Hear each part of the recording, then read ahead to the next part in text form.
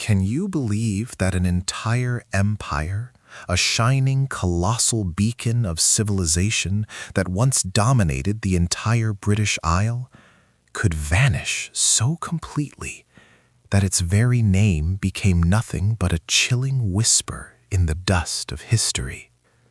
This is not just a story of kings and crowns. This is the chronicle of a catastrophe no one saw coming. A 300-year saga of blood, betrayal, and a golden age so bright it blinded itself to the approaching darkness. We are plunging headfirst into the heart of the Anglo-Saxon world, to the northern reaches where the ice-cold winds ripped across the empty moors, a place that would give birth to the Kingdom of Northumbria, the forgotten superpower whose ambition was matched only by its internal, self-destructive fury. Forget everything you think you know about stable monarchies. The Northumbrian throne was less a seat of power and more a rotating death trap, a bloody musical chairs where the music was always the sound of a blade meeting bone. The story begins not in glory, but in overwhelming, horrifying territorial conquest, forged in the relentless fire of two warring tribes, the proud coastal warriors of Bernicia and the fertile, ambitious plainsmen of Deira. These two petty kingdoms hated each other with a raw, primal intensity, yet fate, driven by the iron will of one man, was about to smash them together to create a single, terrifying entity that would reshape the map of Britain forever.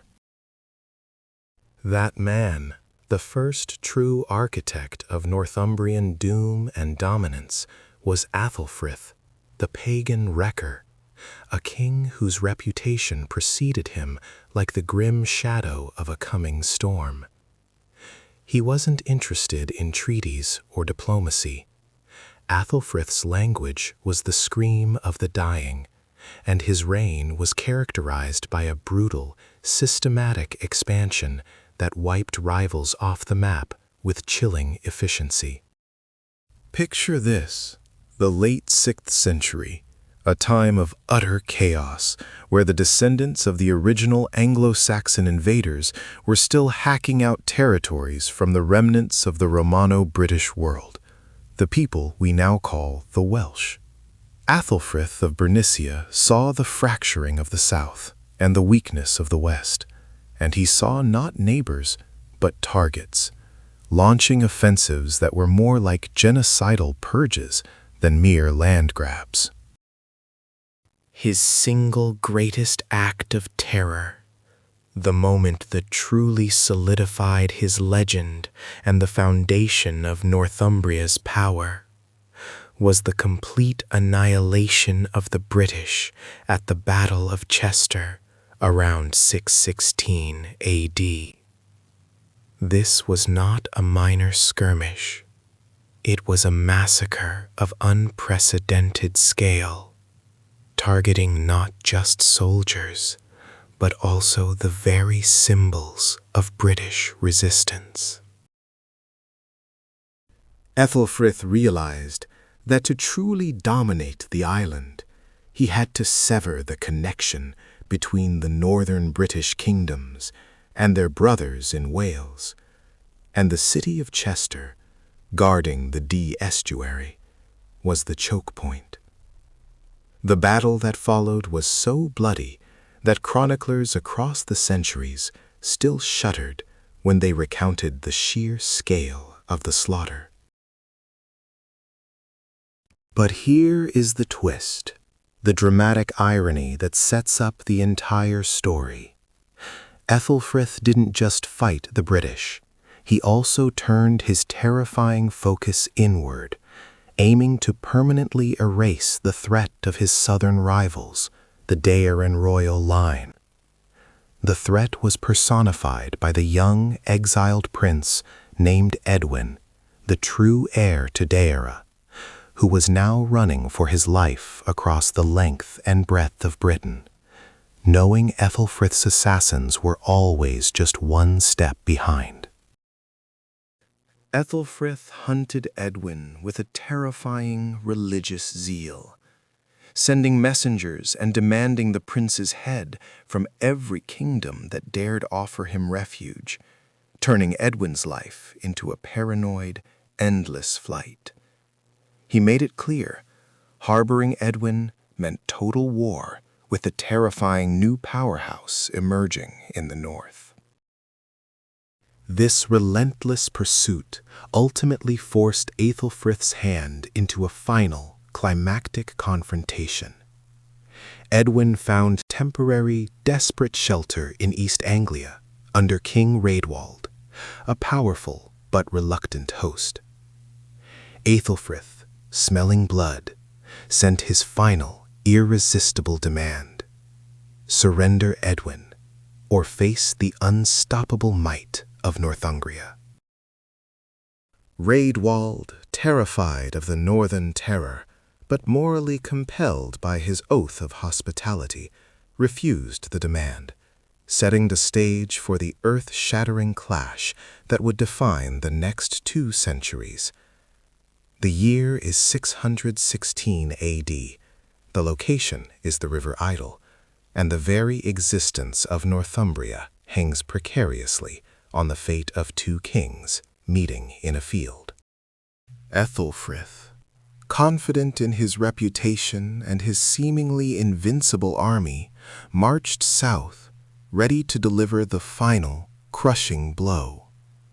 But Raedwald, perhaps the greatest military tactician of his generation, surprised him with a swift, decisive strike, trapping Aethelfrith before he could even organize his devastating forces. In that furious, chaotic battle along the riverbanks, the wrecker, the founder of the Colossus, met his sudden, violent end.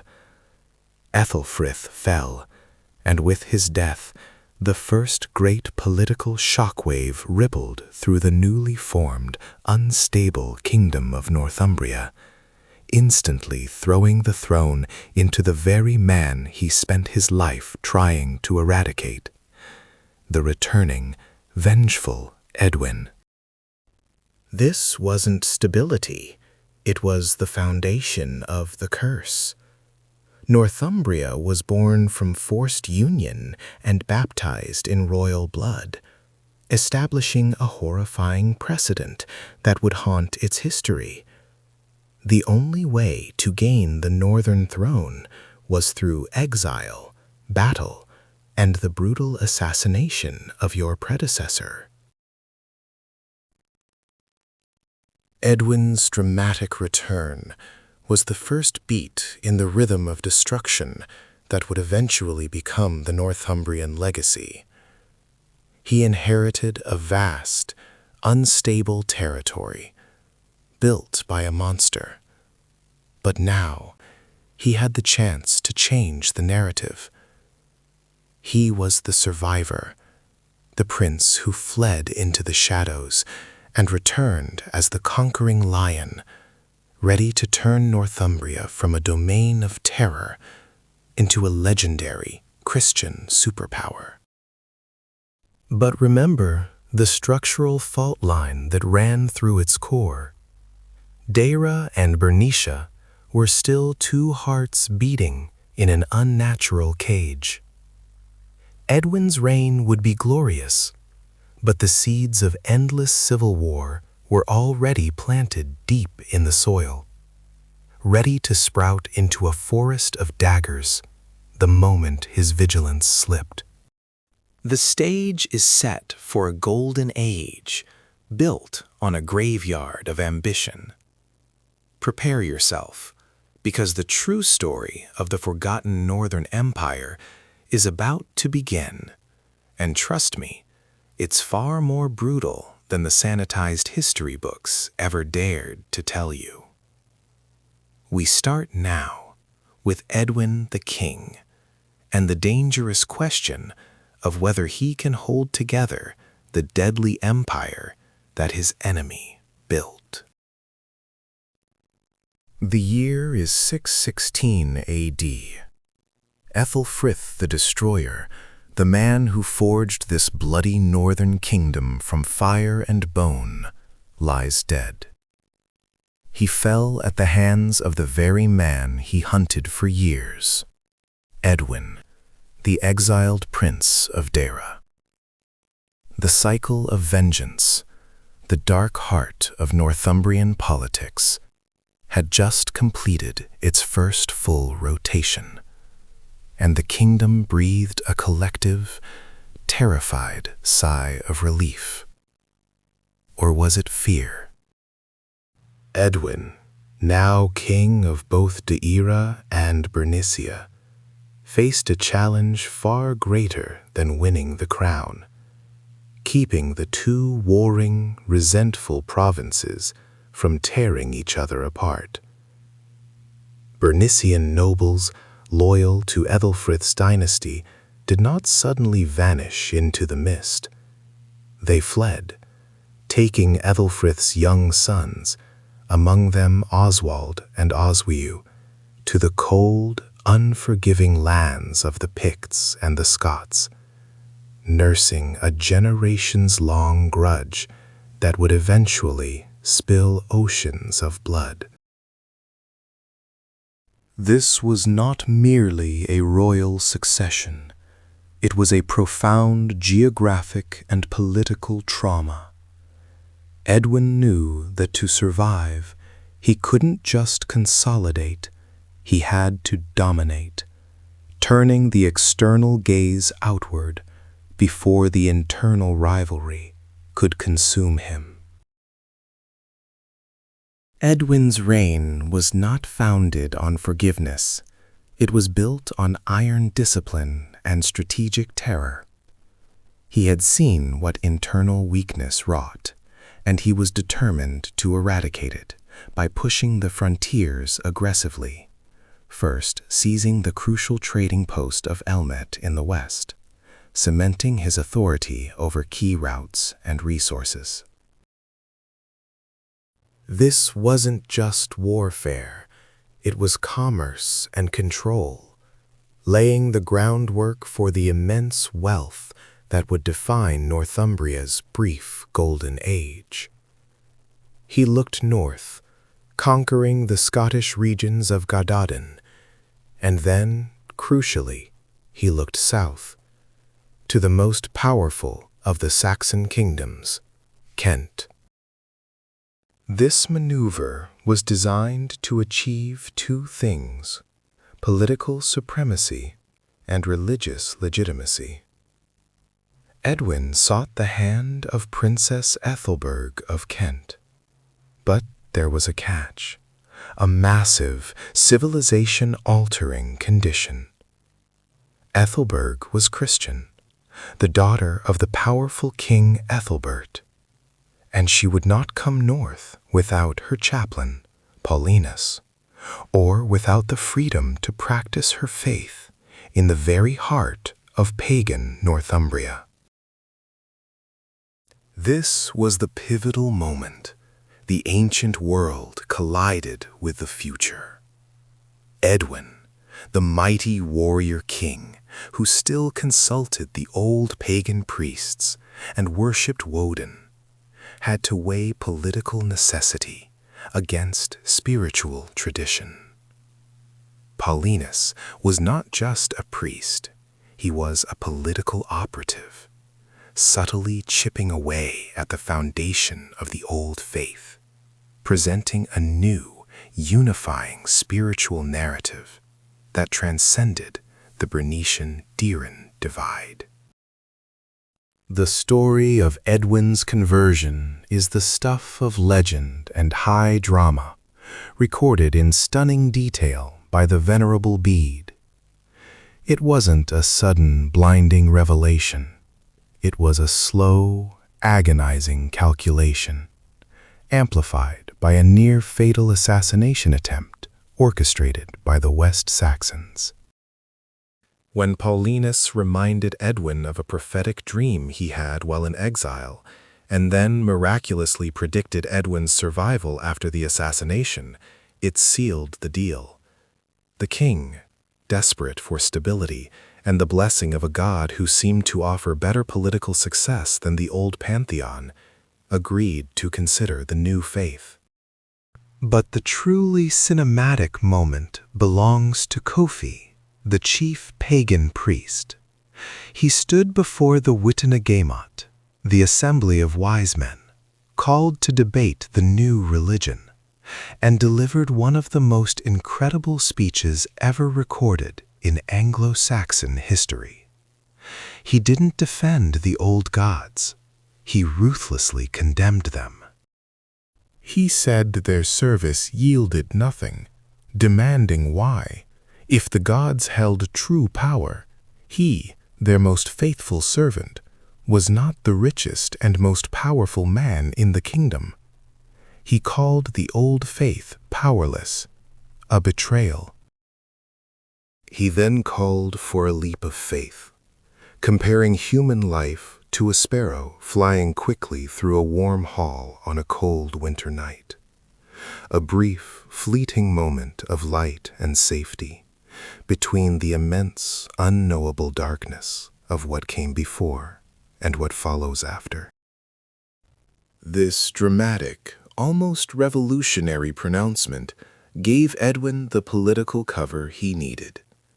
Koifi himself, seizing a spear and riding one of Edwin's stallions, actions forbidden to a priest, rode out and personally desecrated the great pagan temple at Goodmanham, casting the old gods into the fire. Northumbria was officially Christian, baptized in Mass in a timber church at York in 627 A.D.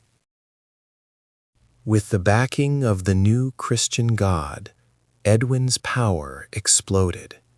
He became the undisputed Bretwalda, the overlord of the south, dominating even the powerful kingdom of Wessex and securing the allegiance of all the Anglo-Saxon kingdoms south of the Humber.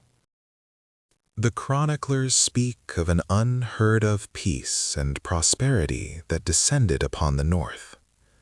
It is said, perhaps mythologically, that Edwin was so successful in maintaining order that a woman carrying her newborn child could walk the entire length of the kingdom without fear of harm.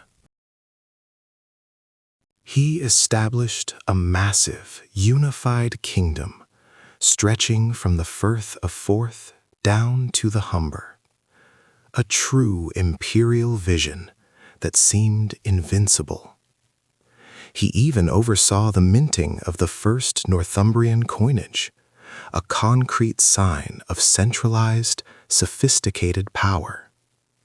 He was, for a fleeting decade, the most powerful man in Britain.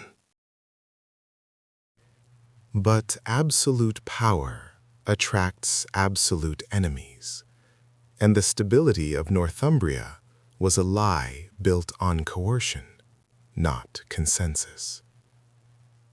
While Edwin built churches and consolidated trade routes, the darkness was gathering on the periphery. The South was uniting against the northern hegemon. The greatest threat was not internal, not yet, but external. A brutal, uncompromising alliance forming between the rising pagan power of Mercia and the vengeful British Celts. Penda of Mercia, a name that would soon echo as a synonym for terror, was a king utterly dedicated to the ancient gods and utterly opposed to Northumbrian dominance. He was the pagan hammer. His ally, Cadwallon of Gwynedd, was the furious soul of the displaced Britons, hungry for revenge against the Angles who had pushed his people to the western fringes. This alliance was unprecedented, the Celtic fury meeting the pagan Saxon might, united by a singular, burning hatred for Edwin's dominance. They looked north at the opulent kingdom Edwin had built, and saw not a mighty fortress, but a ripe harvest ready for the sickle. The fragile Christian stability, built on the shifting sands of Bernician and Deiran rivalry, was about to face the ultimate test of fire. The year is 633, and the field of Hatfield Chase awaits the greatest king Northumbria had ever known, ready to witness his total destruction, a massacre that will instantly plunge the kingdom back into the abyss of chaos and anarchy, fulfilling the deadly promise of Aethelfrith's original sin. Violence begets only more violence, and the internal cracks were already too wide to save them. The blood of Aethelfrith the Destroyer was still drying on the banks of the River Idle, but the silence that followed the battle was far more terrifying than the clash of shields itself. Edwin, the last son of Deira, had clawed his way back from 2 decades of exile, not just to claim a throne, but to crush the very memory of his tormentor and establish a terrifying, iron-fisted peace. He was a man obsessed, driven by the ghosts of his murdered family and the cold, hard ambition that only a lifetime of running can forge into a weapon. He consolidated the twin kingdoms, Bernicia and Deira, through sheer overwhelming force of personality, instantly eliminating every potential Bernician threat and every hidden loyalist to the fallen dynasty. The purges were swift, brutal, and absolute, confirming a new, deadly truth across the northern lands. The only path to power was through the murder of the incumbent, and Edwin was the master of that lesson. For a breathtaking moment, however, Northumbria ceased to be a fractured war zone and became an empire. Edwin's power, measured in the currency of fear and gold, stretched further than any Anglo-Saxon king before him. His authority was recognized across the breadth of Britain, from the shores of the Irish Sea all the way to the southern Channel. He seized control of the Isle of Man and Anglesey, transforming the Northumbrian coastline into an unchallenged maritime highway, securing vital trade routes that funneled unimaginable wealth into his capital. His court became legendary, a beacon of order and stability in a world defined by chaos.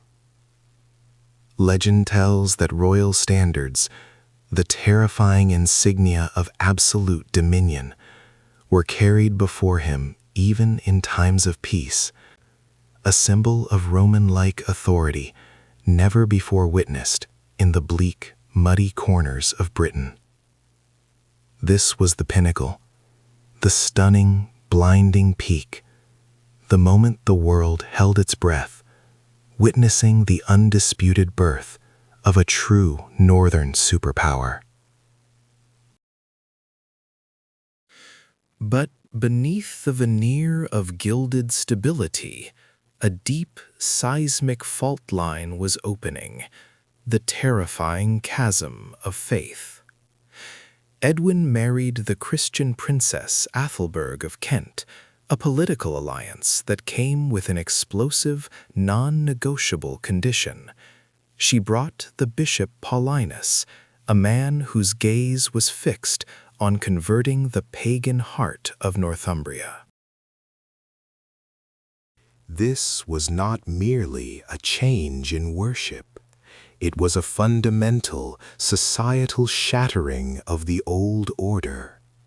The ancient gods, Woden and Tiu, were the very foundation of the warrior aristocracy, the brutal justification for their endless, bloody rule. To abandon them meant abandoning the past, betraying the spirits of their ancestors, and many of Edwin's most powerful Bernician lords watched the new southern queen and her pale-faced priest with coiled suspicion. The choice Edwin faced was existential. Cling to the familiar, brutal pagan traditions that powered the war machine, or embrace the new, unifying but utterly foreign God of the South, risking a civil war of belief. The tension finally exploded in a shocking act of pure terror. While Edwin held court at his royal settlement near the river Derwent, a man named Eomer, an agent sent by the ruthless King Quickhelm of Wessex, burst into the hall, blade drawn and intent on regicide. He struck down a loyal nobleman and plunged a poisoned dagger straight at Edwin's heart. Only the swift, heroic action of the king's loyal thane, Lilla, who threw himself bodily between the assassin's blade and the monarch, saved Edwin's life. Lilla perished instantly, but the king was gravely wounded, the taste of betrayal and blood fresh on his tongue. This event shattered Edwin's illusion of invincibility and triggered a terrifying, immediate wave of retribution. Edwin swore a blood oath in the name of the Christian God. If Paulinus's deity delivered him victory over the treacherous West Saxons, he would convert his entire kingdom. This was the precise moment the old world truly died, sealed by a desperate gamble in the face of death. He marched south like a storm front, utterly destroying the forces of Wessex, fulfilling his brutal promise with extreme prejudice. Edwin returned victorious, ready to embrace the cross, but the conversion itself became a spectacle of calculated political theater that changed Britain forever. The great council of wise men was called to debate the merits of the new faith, and the high priest Coifi, the chief servant of the pagan gods, stood up to deliver a damning verdict on his own gods. Coifi admitted that the old deities were powerless, stating openly, with the chill of defeat in his voice, "No one among your people has been more zealous in the worship of our gods than I, yet many others receive greater favors from you, and are more prosperous in all their undertakings." He argued that if the gods were truly mighty, they would have rewarded his supreme devotion. Instead, they had offered nothing but emptiness and false promises.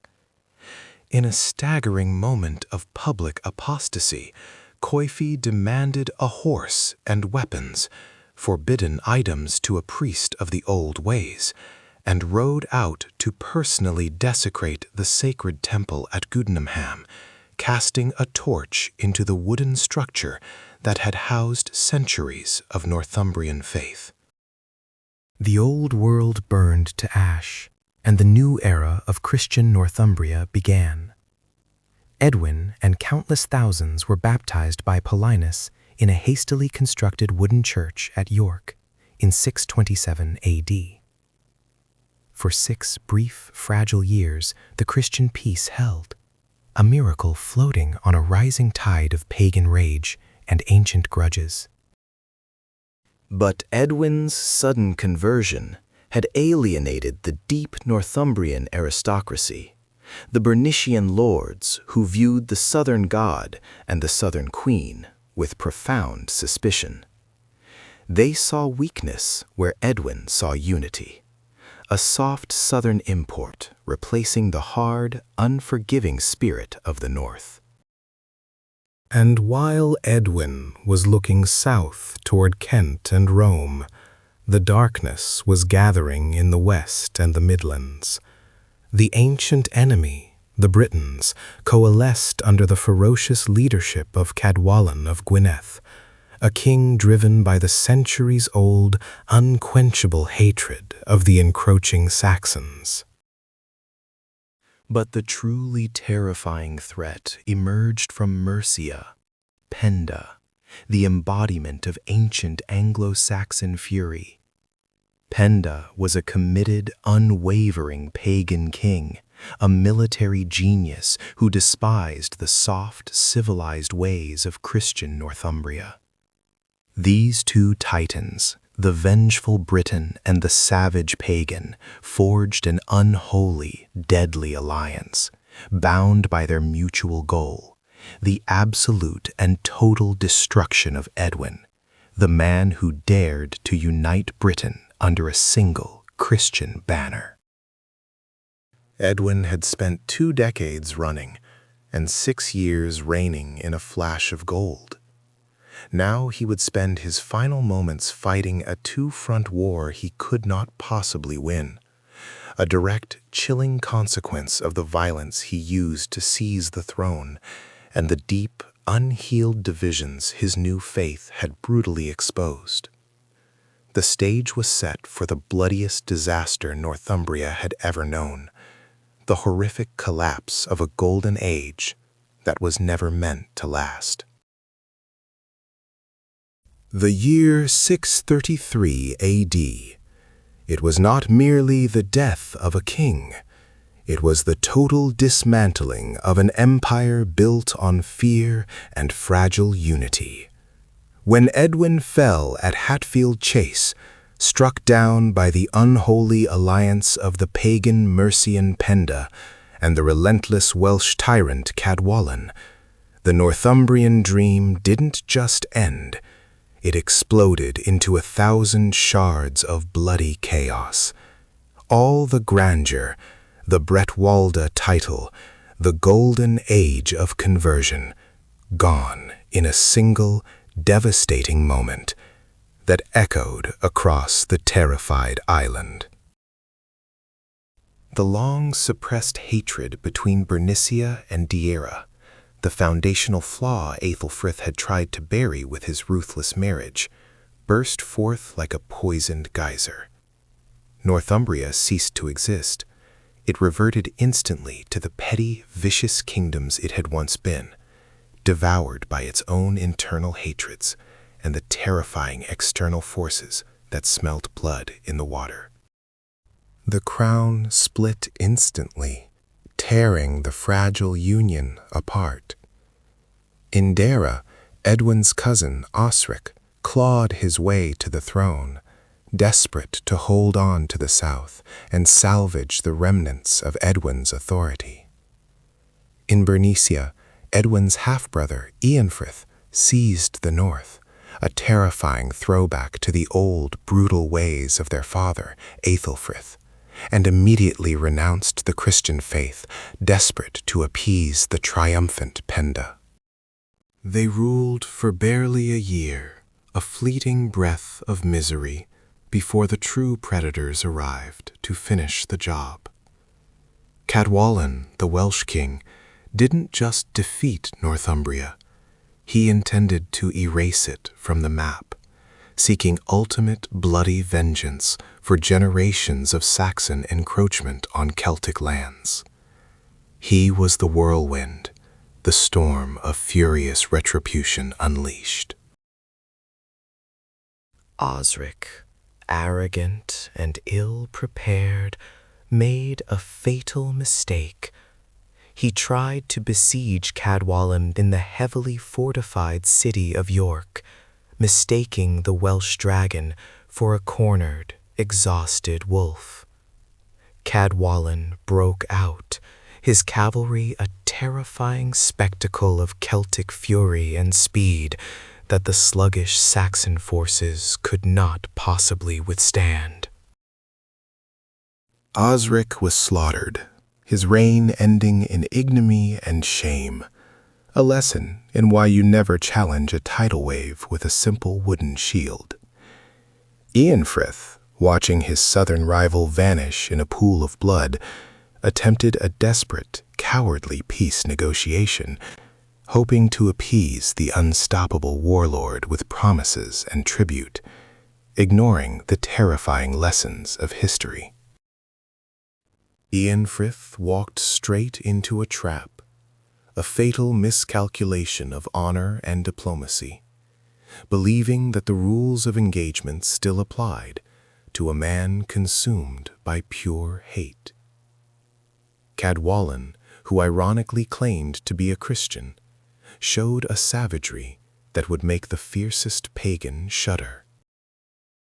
Aethelfrith was murdered outright, betrayed and butchered, leaving Bernicia headless, defenseless, and drenched in panic.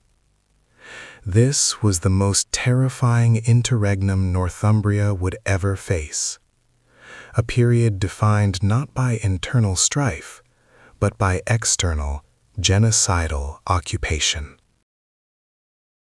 For 12 months, the kingdom was nothing more than a hunting ground for Cadwallon, the last great Bretwalda of the Britons, who reigned through relentless execution and brutal suppression.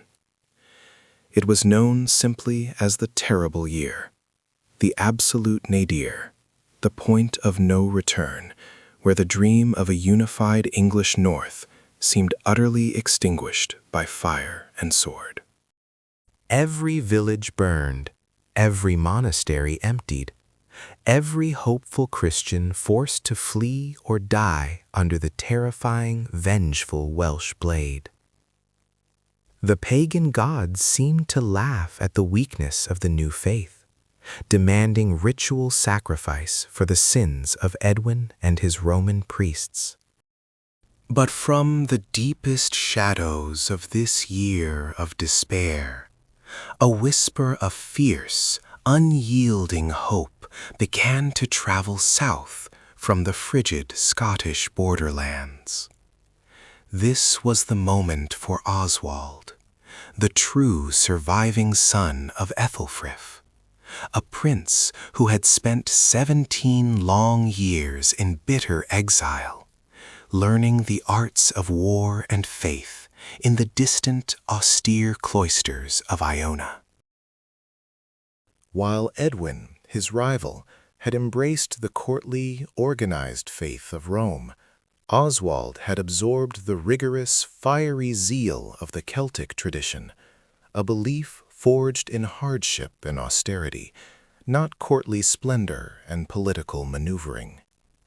He was a Bernician through and through, carrying the fierce, unforgiving warrior spirit of his father, Aethelfrith the Destroyer. But this spirit was now tempered and weaponized by a profound devotion to Christ the warrior. He returned not as a diplomat or a politician seeking consensus, but as a crusader, seeing the Welsh occupation not just as a political crisis, but as a demonic plague requiring immediate divine extermination. He was the last chance, the desperate throw of the dice for a kingdom that had already been counted dead and rotting. Oswald gathered a tiny, desperate force, mostly exiled Bernicians and loyalists who had nothing left to lose but their lives and the memory of their homeland. He marched north toward a place called Heavenfield, Hefenfelth, just outside the ancient, brooding Roman wall, a desolate, wind-swept stage perfect for either a miracle or a massacre. The odds were impossibly stacked against him. Cadwallon commanded a massive, experienced army, intoxicated by a year of unchecked victory and the belief that the Saxons were broken forever. But Oswald didn't rely on tactics alone.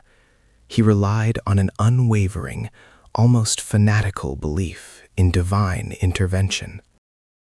In an act of profound, defining faith, he commanded his men to erect a massive wooden cross, the first true battle standard of Christian Northumbria. Kneeling before it, his small army prayed not merely for victory, but for the salvation of their terrified people, invoking a divine fury against the tyrant who had desecrated their land. This moment defined Northumbria's subsequent identity for the next century, not Roman luxury, but Celtic warrior faith. The battle itself was swift, brutal, and utterly decisive, delivered by men whose fervor transcended mortal fear. The Bernician axe fell with the cold, precise vengeance of 17 years of exile and suffering. Cadwallan's mighty army was completely shattered, the Welsh king himself hunted down and slaughtered. His reign of terror instantly ended in a torrent of blood and retribution. Oswald, the exiled prince, stood victorious on the hill, having not only reclaimed his father's kingdom, but purified it in the fires of battle and faith. The Union was restored, but this time it was Bernician steel and Iona zeal holding the pieces together, establishing a new, fierce dynasty. Northumbria was dramatically reborn, forged in the fires of chaos, but already tragically marked by the certainty that its kings would live short, violent lives, forever battling the demons of internal strife and external, ever-growing threats. Aethelfrith the Destroyer was dead, but the shadow he cast was impossibly long, and the violent inheritance he left behind immediately demanded payment. Edwin, the prince who had waited in exile for decades, finally claimed the throne. But his triumph was merely the opening salvo in a generational war that would never truly end. His first act was a meticulous, chilling purge, designed to eradicate every single trace of the Bernician royal line and its supporters, ensuring his lineage, the Dairen house, would reign supreme. But you cannot kill an idea, nor can you truly silence the sons of a king, especially when those sons are raised on stories of their father's bloody dominance and their own rightful claim. Edwin had achieved a brief, terrifying stability, forcing the two rival dynasties, Bernicia and Dira, to stop fighting for a moment, simply because one had seemingly vanquished the other completely. This fragile peace, however, allowed Northumbria to balloon in power, swallowing territories whole and establishing a hegemony that stretched farther and more terrifyingly than any kingdom before it. Edwin became the Bredwalda, the High King of the Anglo-Saxons, a title that broadcasted his unparalleled dominance across the entire island. The Golden Age had dawned, a blinding light that briefly obscured the foundations of rot and revenge upon which the kingdom was built. Under Edwin's iron fist, the borders were secure, trade flourished, and the internal feuds of the north were seemingly quelled, at least for a few glorious years. This was the moment of supreme power, the zenith of Northumbrian ambition, but it also contained the seeds of its immediate, catastrophic destruction. For true power, the kind that demands absolute submission, always creates two things: intense loyalty and a deep, burning, existential hatred. And that hatred was coalescing in the deep, dark forests of the Midlands and the rugged, unforgiving mountains of the West. Edwin, in his magnificent arrogance, had failed to account for two terrifying forces he had awakened and subsequently provoked. The first was Cadwallon, the king of Gwynedd, the greatest Welsh warrior of his time, a man consumed by the righteous fury of a people determined to drive the Saxon invaders back into the sea. Cadwallon did not merely want to defeat Edwin. He wanted to unmake him, to erase Northumbria entirely. The second, and arguably more dangerous threat, was Penda, the pagan king of Mercia. Penda was not interested in Christian conversion or royal treaties. He was pure, raw ambition given physical form, a brutal warlord whose only allegiance was to power and the ancient, bloody gods of his ancestors.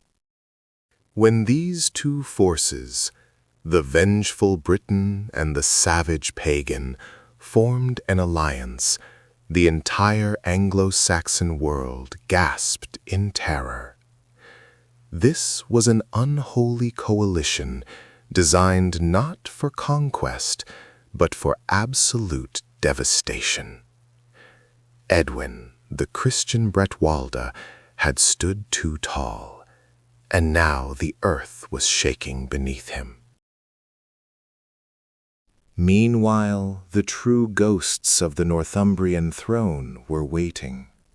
Aethelfrith's exiled sons, the princes of Bernicia, had found sanctuary among the pagan Picts and the Gaelic courts, biding their time, watching their hated rival Edwin build an empire they knew was rightfully theirs. They were not involved in the immediate plot, but their very existence was a ticking clock. Their survival meant Edwin's golden reign was merely a temporary postponement of the inevitable civil war. The year 633 A.D. arrived, heavy with the scent of prophecy and impending doom. Edwin was warned, allegedly by Paulinus himself, the formidable bishop who had overseen Northumbria's dramatic conversion to Christianity. But Edwin, blinded by his own success, dismissed the rumors. He believed his power was unshakable. He believed his armies were invincible. He believed his fate was glorious. He was tragically, fatally wrong. The battle was fought at Hatfield Chase, a name that would forever be etched into the memory of Northumbria as the day the light went out. It was not a close contest. Penda and Cadwallon struck with the coordinated ferocity of experienced killers, descending upon Edwin's forces like a tidal wave of vengeance. Edwin, the king who had ruled half of Britain, fell in the thick, wet mud, his power extinguished in a single, devastating afternoon. The defeat was so complete, so total, that Northumbria instantly fractured, proving the kingdom's inherent weakness. Its strength was entirely dependent on the charisma and military prowess of a single man. With Edwin dead, the Deirin dominance collapsed into chaos. Cadwallon, the triumphant Briton, did not show mercy. He swept across the remnants of the kingdom, enacting a reign of terror so brutal that chroniclers struggled to find words for the horror. He did not rule. he simply destroyed. Indulging in a year of unparalleled savagery, designed to avenge centuries of Saxon aggression. Northumbria was instantly thrown back into the darkness, split once more into the bitter, struggling fragments of Deida and Bernicia, scrambling for leadership while the Welsh wolf roamed freely. The great age of Edwin, built upon the bones of his enemies, had lasted barely a decade before it violently imploded. The lesson was stark and terrifying. In this kingdom, prosperity was just the brief, terrifying calm before a new, deeper storm. Edwin's head, a gruesome trophy, was presented to his conquerors. But the stage was now set for the most dramatic act of all, the return of the exiled Bernician princes, Aethelfrith's own vengeful sons, who would arrive not to restore order, but to unleash the next necessary wave of blood required to reclaim their birthright and drive the Welsh dragon back into his cave. The cycle had turned, the darkness had returned, and the kingdom was now awaiting the arrival of kings who had learned the hard lessons of exile and would rule with a savagery that would make even Aethelfrith the Destroyer look mild by comparison. The true fight for Northumbria had just begun. The Northumbrian throne, still warm from Aethelfrith's blood, now belonged to Edwin, the man who had spent 30 years hiding in the shadows, fueled by pure, distilled vengeance. His return was not a triumph, it was a reckoning.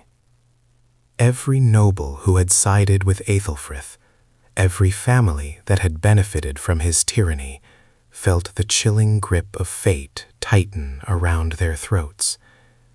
Edwin did not just take the crown, he devoured the existing power structure whole.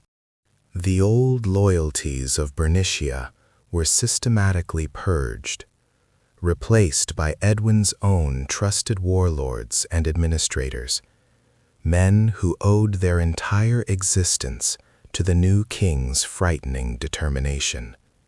He was a survivor, yes, but more importantly, he was a master manipulator of the new political chessboard. The kingdom of Bernicia was now merely a tributary to the greater ambition of Deira, the true center of this burgeoning northern power. For a few glittering years, Northumbria entered a phase of terrifying stability. A stability built on fear, but stability nonetheless. Edwin's reach extended far beyond the immediate Anglo-Saxon heartlands. He conquered the Isle of Man, subjugated the Kingdom of Elmet, and demanded tribute from the minor British kingdoms clinging to the western fringes. He was, by all accounts, an imperator in the true Roman sense, commanding respect and instilling absolute dread across the entire island of Britain. The chronicles speak of him marching with a standard-bearer carrying a tufa, a Roman-style banner symbolizing supreme authority, something no other Anglo-Saxon king dared to attempt. It was a statement. I am not just a king. I am the successor to Rome. His court was magnificent. His laws were strictly enforced. And it was famously said that during his reign, a woman carrying a baby could walk from sea to sea across Northumbria without fear of harm. Such was the iron fist of his justice. This era, later romanticized as Northumbria's Golden Age, was truly forged in the fires of earlier massacre. But the foundations of Bernicia and Deira, those two rival tectonic plates, were still grinding against each other beneath the surface of his unified realm, threatening to shatter his carefully constructed peace at any moment. The greatest fault line, however, was spiritual. Edwin was still a pagan, worshipping the grim, familiar gods of his ancestors. But his growing alliance with the powerful Kingdom of Kent led to a dramatic and fateful marriage, to Princess Ethelberg, a devout Christian. She arrived in Northumbria, bringing with her a formidable force, Paulinus, a missionary bishop of intense zeal and uncompromising faith, who saw the pagan altars of Edwin's kingdom as a stain to be washed clean by conversion or blood. The tension in the court must have been suffocating. On one side stood Coifi, Edwin's chief pagan priest, a powerful man whose entire identity was tied to the old ways, resisting the new light with every fiber of his being. On the other, the relentless Paulinus, promising salvation and eternal glory under the banner of the White Christ. This wasn't just a theological debate. It was a political knife fight for the soul of the kingdom and the ultimate allegiance of its warlords. The final straw came with an attempted regicide. A West Saxon agent, Eomer, was sent to murder Edwin, and though the king survived the assault, the brush with death, and the subsequent successful birth of his daughter at the exact same time, was interpreted by Paulinus as a profound divine sign. Edwin was cornered by fate and divine intervention.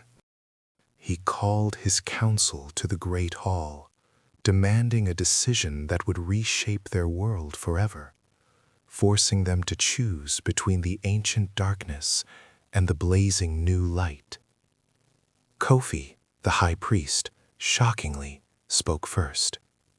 He declared that the old gods had served them poorly, offering no true power or favor in their endless wars and famines. In a moment of high theater that cemented his name in history, Coifi demanded to be the first to defile the ancient idols. He mounted a stallion, a deed forbidden to a pagan high priest, and, armed with a spear, rode directly toward the sacred temple at Goodmanham. He cast the spear into the wooden idol, a shattering declaration of spiritual warfare, and personally set the entire sacred structure ablaze.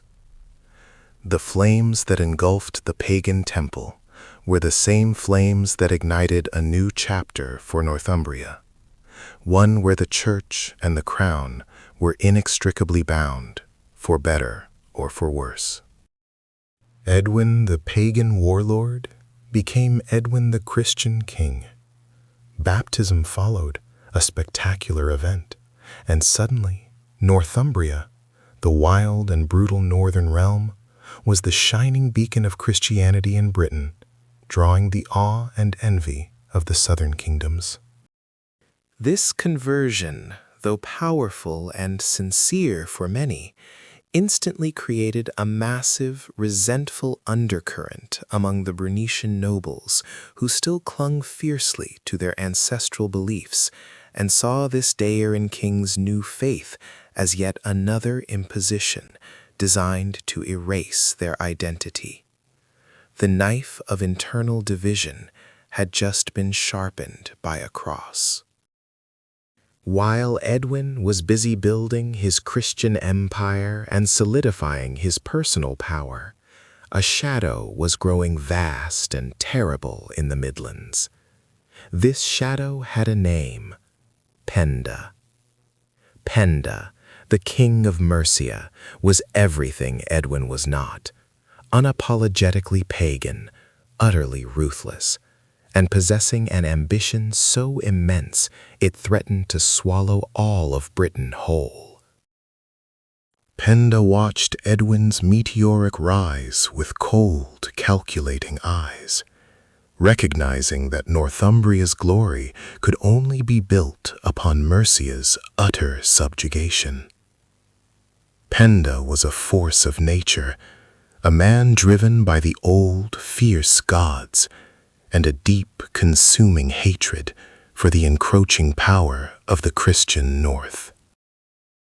He became the rallying point for every king who feared Edwin's imperial reach, forming a terrifying coalition that would soon march north. The most crucial ally Penda secured was Cadwallon ap Cadfan, the king of Gwynedd, a powerful British ruler who saw Edwin not as a rival king, but as the inheritor of the destructive Anglo-Saxon legacy, a legacy he was determined to obliterate from the island entirely. This alliance was unprecedented. The fiercest pagan Anglo-Saxon king joined forces with the most formidable Christian British king, united only by their singular, consuming hatred for Edwin of Northumbria. The stage was set for the ultimate showdown, a collision that would shatter Edwin's golden age into 1,000,000 bloody pieces. The true horror was about to descend upon the fields of Northumbria. The Golden Age was a lie built on shifting sands, a magnificent cathedral constructed directly over a volatile fault line. Edwin, the great unifier, the Rex Anglorum of the North, had achieved unparalleled glory, but the shadow of the past was about to manifest in two figures so terrifying they seemed dredged from the deepest nightmares of the Anglo-Saxon world. The first was Cadwallon ap Cadfan, the king of Gwynedd, a man who viewed the Saxons not as rivals, but as invaders deserving of total annihilation.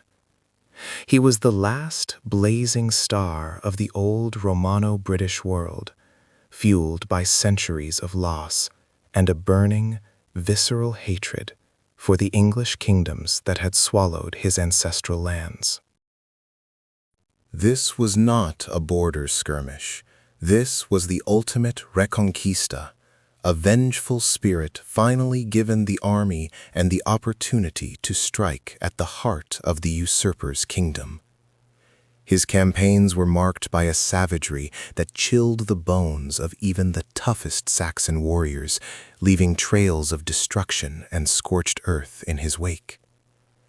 But Cadwallon was not alone in this unholy enterprise. From the volatile forests of the Midlands, the second terror emerged, Penda of Mercia.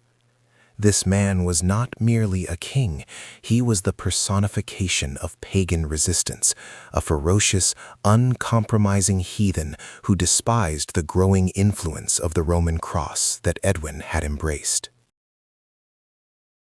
Penda represented the old gods, the blood sacrifice, the raw, untamed power that Christianity sought to suppress. And his alliance with the Christian Briton Cadwallon was a pact born purely of mutual destructive ambition.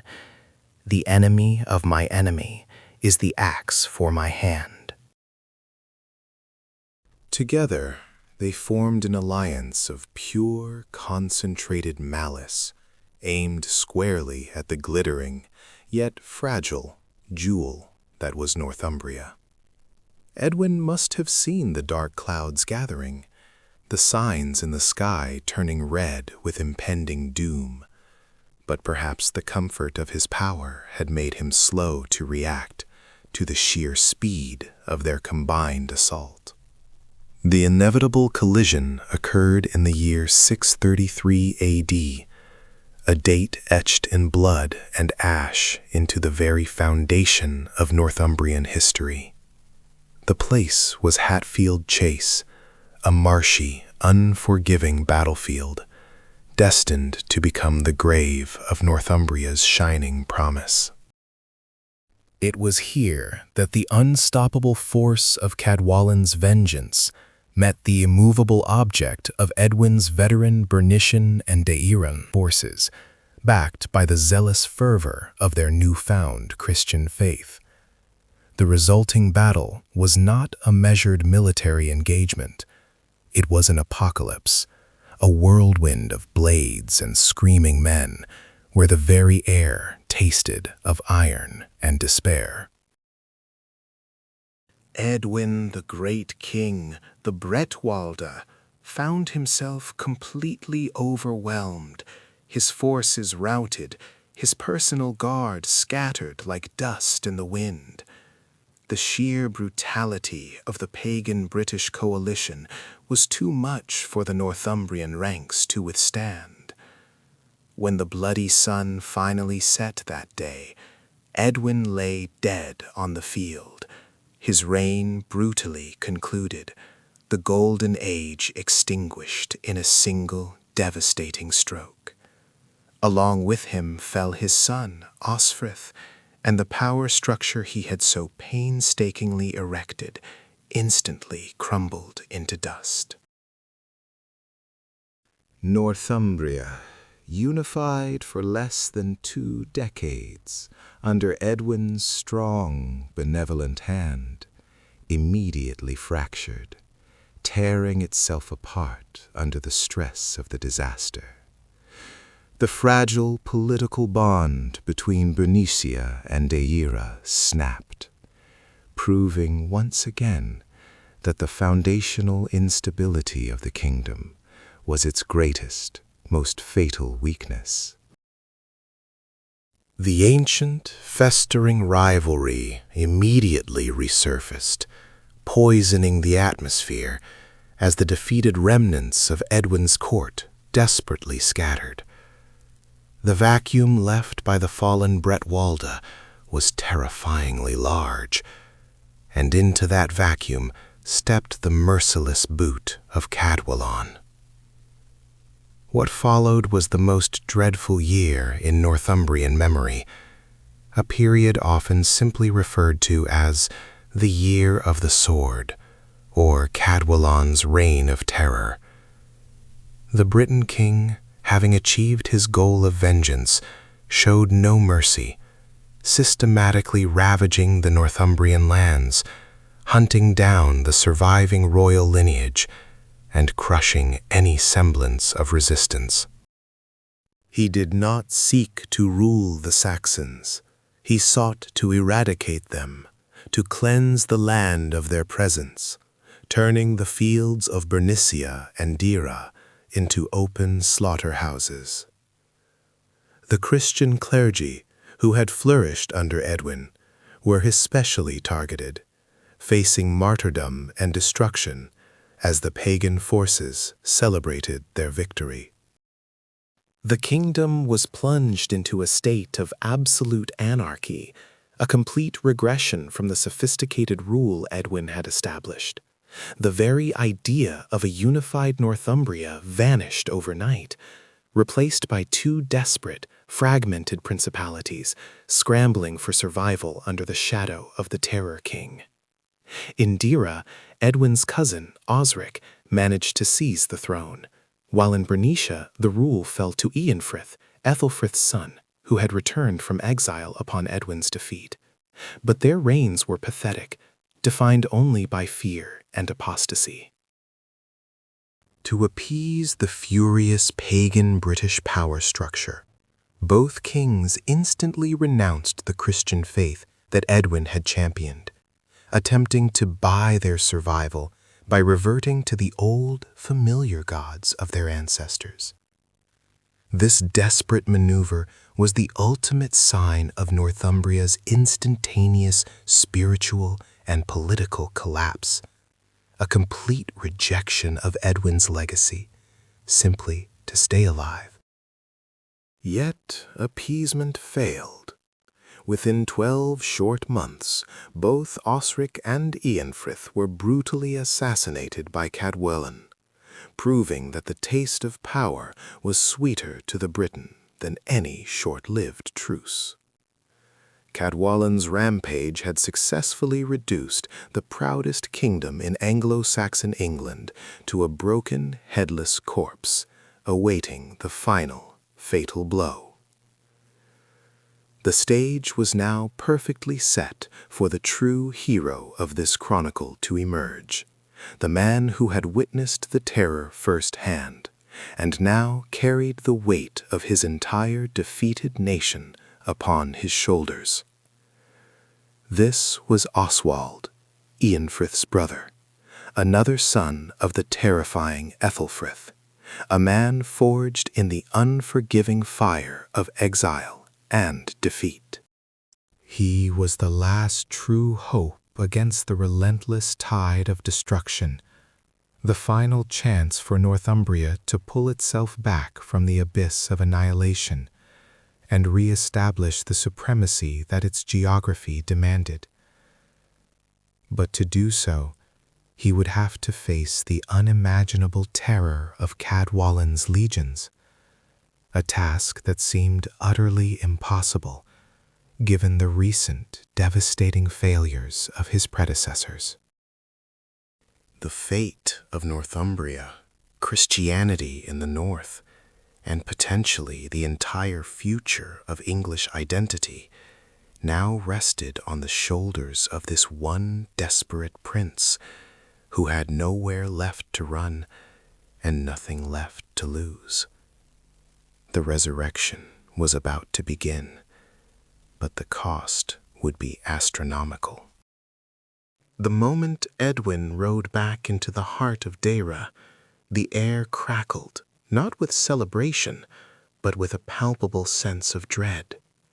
The long, terrifying shadow of Aethelfrith the Destroyer had finally been lifted, only to be replaced by the blinding, vengeful glare of his ancient rival, Prince Edwin. Backed by the immense military might of King Raedwald of East Anglia, the man who had sheltered him for years, Edwin didn't just claim the throne, he seized it with the cold, precise fury of a man who had waited decades for this very moment. He immediately set about dismantling every last vestige of the Bernician supremacy, shifting the center of gravity back to his ancient patrimony in Deira, anchoring his new regime in the burgeoning city of York. The immediate purge was swift and absolute, but once the blood was cleaned from the streets, Edwin revealed a side of kingship Northumbria had never witnessed: order. This was no mere warrior king. This was an architect of empire. The chroniclers would later speak of the Pax Edwini, a peace so profound, so absolute, that a woman could walk from coast to coast with a babe in her arms and never fear attack. And the king himself ordered brass drinking cups placed near public fountains for the common traveler, a sign of wealth and stability unimaginable just a generation prior. Edwin pushed the boundaries of Northumbrian influence further than even the feared Aethelfrith dared. He conquered the strategic Isle of Man, the naval gateway to Ireland, and then pushed deep into the ancient lands of the Britons, dominating the great western city of Elmet, crushing its ruler Ceredic, and effectively eliminating the largest independent British enclave left in the region. His sheer military and diplomatic weight grew so immense that even the distant kingdoms of Mercia and Wessex, the rising behemoths of the south, paid trembling homage to him, recognizing him as their overlord. Edwin truly became the Bretwalda, the unchallenged High King of all the southern Anglo-Saxons, sitting on a throne that seemed destined to endure for centuries, securing the future of the English identity he carried. But the very foundation of this unprecedented power was about to be challenged, not by swords and shields, but by an entirely new force that swept in from the south, the arrival of the Roman faith, carried on the back of political marriage and desperate diplomacy. The storytellers speak of a solemn day when a small, dark-robed man named Paulinus arrived in Edwin's court, sent by the powerful Kentish king Ethelbert and his Christian wife, Queen Ethelberg, who was now bound to Edwin in marriage. Paulinus was not just a priest, he was a silent, persistent psychological weapon, a constant reminder of the wider, older world of Rome and its terrifying, centralized power. He didn't preach fire and brimstone immediately. He offered cosmic certainty and the promise of eternal empire, a spiritual stability that contrasted sharply with the chaotic cycle of regicide and vengeance that defined Northumbrian history. For years, Edwin wavered, caught in a terrifying spiritual limbo between the ancient, blood-soaked majesty of Woden, the god of fury and victory, and the sophisticated, world-spanning promise of the Christian God, whose followers seemed to control the most powerful empires on earth. The tension in the great hall of Edwin was suffocating, a psychological war fought entirely within the royal court.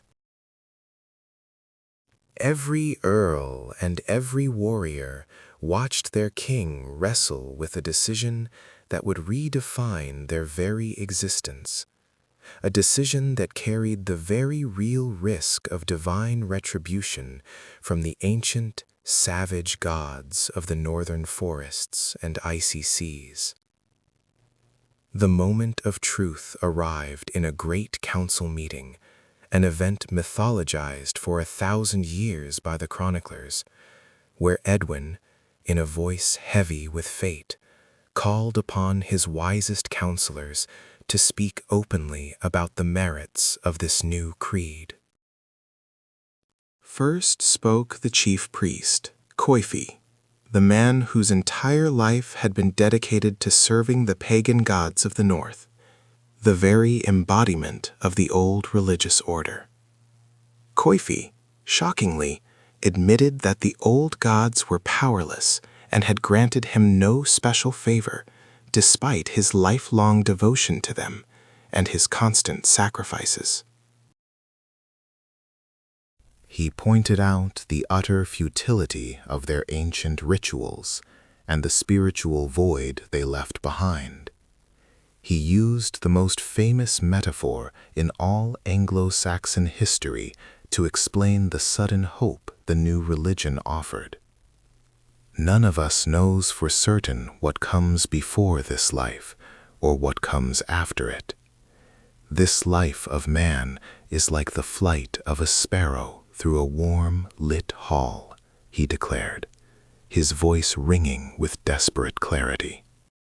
The bird flies quickly in one door and out the other, fleeing the dark storm outside, and we see it for a moment, enjoying the light and warmth, but know nothing of where it came from or where it is going. If this new doctrine can tell us something more certain, something of the soul's journey, then let us embrace it. The dramatic climax was instantaneous and utterly irreversible. Coifi himself, the high priest of Woden, demanded a horse and armor, forbidden garb for a pagan priest, and rode out at once to the great temple of the old gods at Goodmanham. He carried an axe forged for war, and he personally desecrated the altar, smashing the carved idols of the sky and the earth with his own hands, proving to his stunned countrymen that the gods of their ancestors were truly impotent. This act was a seismic shift, the spiritual equivalent of 1,000 lightning strikes against the Northumbrian soul. Edwin converted immediately, receiving baptism on Easter Day in 627 A.D., in a small, hastily constructed wooden church in York, a spot where the magnificent York Minster would one day stand. The golden age of Deira, now officially Christian, had begun, bound not by blood and vengeance, but by the power of the Roman cross and the sophisticated ideology it brought. But in the shadows, far to the west, and deep in the impenetrable forests of the Midlands, two forces were watching Edwin's glittering success with burning hatred that transcended political calculation. The great King Penda of Mercia, a pagan warlord of unmatched brutality, saw Edwin's conversion as weakness and his expansion as a direct mortal insult to the old ways. Even more dangerous was the exiled and enraged British King Cadwallon of Gwynedd, who hated the English invaders with a raw, ancient passion that transcended political rivalry, remembering the brutality Edwin had inflicted upon his people. Cadwallon had been brutally driven out by Edwin, and now he was plotting a furious, bloody return, aligning himself with the greatest pagan threat the island had ever known. Edwin, secure in his new-found glory and the dazzling peace he had forged, felt utterly untouchable after 17 glorious years of expansion. The very idea of the unified kingdom of Northumbria, of the Angles, the Saxons, and the Jutes becoming one conquering Christian force, was Edwin's greatest achievement. But his very success had drawn the attention of the wolves who would devour him whole. The stage was set for an apocalypse. The newly Christian, universally powerful Northumbrian state, the shining jewel of Britain, was about to collide head-on with the unstoppable, savage, pagan rage of Penda and the cold, relentless vengeance of Cadwallon. The gilded peace was a lie, and the cost of Edwin's immense ambition was finally coming due. The ultimate betrayal and the return to blood-soaked chaos was just over the horizon. The gilded peace was not merely a lie, it was a deadly trap, and Edwin, the self-proclaimed Emperor of Britain, walked straight into the jaws of the most terrifying alliance the island had ever conceived. Penda, the ferocious pagan king of Mercia, whose very name would soon be synonymous with relentless warfare, had joined hands with Cadwallon, the vengeful Welsh king of Gwynedd, whose hatred for Northumbria transcended all logic, faith, or political maneuvering. This was not a war for territory. This was a war for annihilation, and Edwin, softened by years of undisputed supremacy, was entirely unprepared for the sheer, focused brutality aimed directly at his heart. The date was 633 A.D., and the fields surrounding Hatfield Chase were about to become the graveyard of an empire. Edwin had reigned with such prestige that he believed his position was unassailable, perhaps truly convinced that the new Christian God he served would shield him from the ancient, blood-soaked fury of the world he had brutally conquered. But at Hatfield Chase, divine intervention was nowhere to be found. Only the cold, hard steel wielded by two kings whose motive was pure, unadulterated destruction. The clash was less a battle and more an immediate, horrifying rout. Edwin's forces, perhaps too complacent, perhaps betrayed by the speed and intensity of the combined Mercian and Welsh assault, were utterly overwhelmed, driven back into the swampy lands where the slaughter was absolute. This was the moment the mighty Northumbrian dominion, built so precariously upon the brutal foundations laid by Aethelfrith, finally shattered under the weight of its own internal contradictions and the external hammer blow of two implacable foes. The great King Edwin, the man who had brought the cross to the north and commanded the allegiance of nearly every ruler south of the Forth, fell that day, dying the inglorious death of a common soldier, hacked down in the chaos. His son and heir, Osfrith, perished attempting to shield his father, and the entire edifice of Northumbrian power instantly evaporated into the freezing air. The moment Edwin's massive empire collapsed, the suppressed rivalries between Bernicia and Deira burst forth in a spasm of renewed, self-destructive violence.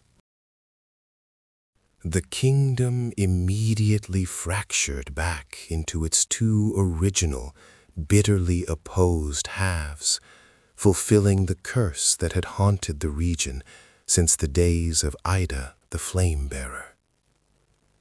Deira, desperate to maintain the supremacy of Edwin's lineage, immediately crowned Osric, a close cousin of the fallen king.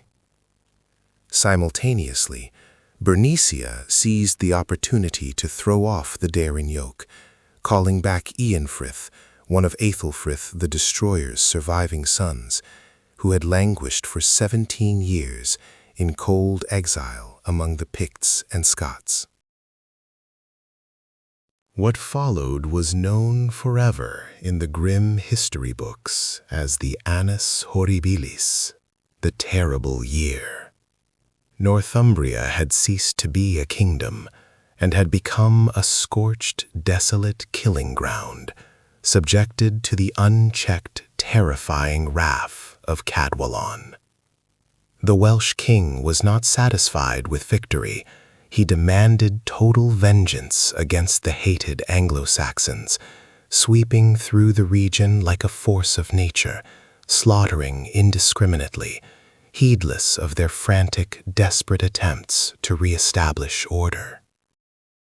Osric of Deira, foolish enough to try and trap the relentless Welshman within the fortifications of a besieged city, was cut down and killed instantly by Cadwallon, his brief reign lasting mere months.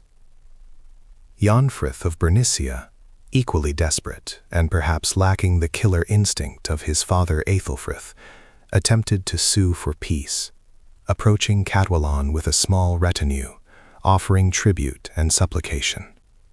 It was the ultimate, fatal miscalculation. Cadwallon, the butcher of the north, had absolutely no intention of negotiating. He saw Eanfrith's overtures as a sign of weakness, and promptly had the returning son of Aethelfrith assassinated, completing the double regicide with contemptuous ease. Within the span of 12 horrific months, the greatest power in Britain had been utterly decimated, witnessing the violent deaths of 3 kings, proving that the internal malignancy of the kingdom was far more fatal than any external enemy. The entire Aethelfrithing dynasty, which had fought so long and so hard against the Dairen threat, had now been nearly exterminated, not by their rivals, but by a foreign Welsh sword. The irony was a cruel twist of fate, cementing the belief among the few surviving clergy that the kingdom was fundamentally cursed, a place where ambition was always answered by immediate, brutal retribution. Churches burned, monasteries were sacked, and the land was left desolate, a horrifying monument to the cost of Edwin's ambition and Penda's rise.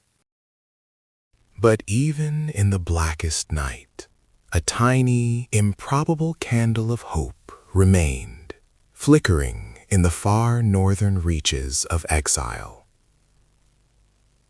Watching the complete and utter collapse of his homeland from the distant, cold monastery of Iona, another of Aethelfrith's sons was finally ready to return. This was Oswald, who, unlike his ill-fated brother Eonfrith, had spent his 17 years in exile, not dreaming of the past, but forging a new future. Oswald had embraced the rugged, ascetic Christianity of the Irish monks, transforming his internal exile into a spiritual and martial apprenticeship. He understood that brute force alone, the method that had failed every king before him, could not defeat the combined terror of Cadwallon and the rising pagan tide of Mercia. He needed more than an army. He needed a divine, unwavering mandate. Returning with only a tiny, faithful band of followers, Oswald was the unlikely, final hope for a kingdom utterly drowning in blood and despair.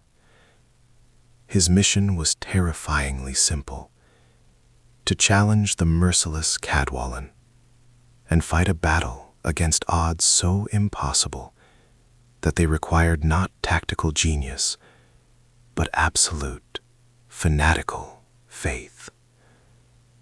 The stage was set for the ultimate reckoning, where a cross would be raised against the might of the terrifying Welsh Avenger in a desolate, forgotten corner of the broken kingdom. The year is no longer simply about holding the line. It's about surviving the seismic replacement of empires. Armenia had learned how to dance with the relaxed, decentralized Parthian Arsacids, often sharing a family tree and mutual enemies. But the ancient world was about to be reshaped by a terror far more focused, far more zealous, and absolutely intolerant of anything that wasn't Persian blood and Persian fire worship. This was not the amiable, Hellenized Parthia. This was the rise of the Sasanian Empire, a dynasty forged in the searing heat of ancient Iranian revivalism, dedicated to resurrecting the glory of the Achaemenids and stamping out every trace of foreign influence, especially in the strategically vital, culturally complex region of Armenia. The Sasanian kings, the Shahan Shahs, looked at Greater Armenia not as a buffer state, but as a runaway province that needed to be violently brought back into the fold of the Avesta and the purified faith of Zoroaster. They saw the Armenian Arshakuni kings as weak traders, contaminated by too much Hellenistic and Roman influence, and they demanded nothing less than absolute spiritual and political assimilation. This spiritual arrogance was far more dangerous than any mere military invasion, because it sought to erase the Armenian identity itself, forcing it into a homogenized Iranian mold. The tension became a burning wire across the globe's belly. The Romans, eternally pragmatic, saw the Sasanians as the first genuine existential threat since Carthage. And Armenia, the ultimate fortress, was the only thing standing between the Eastern Roman provinces and complete geopolitical chaos. If Armenia fell, the entire Roman East, Syria, Cappadocia, Asia Minor, was vulnerable to the tidal wave of Sasanian cavalry. And onto this stage of fire and blood stepped a man whose life would define the next 1,000 years of Armenian destiny, Tredat III. Born into exile, fleeing the murderous chaos of Sasanian aggression, he was raised in the iron discipline of the Roman military machine, educated in Greek philosophy, yet still possessing the untamed mountain heart of an Armenian king. He was Rome's champion, the ultimate pawn, placed on the throne to act as a living, breathing shield against the Persian tide. But the crown he inherited was made of thorns and soaked in the blood of his ancestors, requiring a constant, brutal balancing act between two titans who wished him dead or compliant, never allowing him a single night of undisturbed sleep. Tredat's early reign was a magnificent, exhausting saga of relentless warfare. He fought the Persians in massive, bloody campaigns across the high plateaus, winning legendary victories, pushing back the Sasanian tide through sheer force of will and the incredible resilience of the Noxerar cavalry, the elite noble horsemen who were the backbone of the Armenian military structure. These nobles, holding vast ancestral lands, were simultaneously the king's greatest strength and his most persistent political headache. They answered the call to arms with terrifying loyalty when the Persians crossed the border. Yet they constantly maneuvered against the central authority of the throne, ensuring the kingdom remained decentralized and prone to internal feuds. Bohemond, the ultimate pragmatist, understood that a direct assault could not succeed. Only treachery could breach the impregnable city. He began to search methodically for the weakness, the single human flaw in Antioch's mighty armor. And he found him. He found a man named Firuz, an Armenian renegade who had converted to Islam and now guarded 3 of the colossal towers along the wall. Firuz hated his current masters, the Turkish emir Yaghi-Siyan, and Bohemond discovered that this hatred ran deeper than his current loyalties. The negotiation was swift, silent, and deadly. Gold was exchanged, and a secret, terrifying plan was whispered into the night wind. A guaranteed path to open the gates, not through force, but through calculated, cold-blooded betrayal. The fate of the entire First Crusade, the fate of Jerusalem itself, the fate of a generation of Europeans, now hinged entirely on the greed of one renegade guard and the treacherous, desperate resolve of Bohemond of Toronto.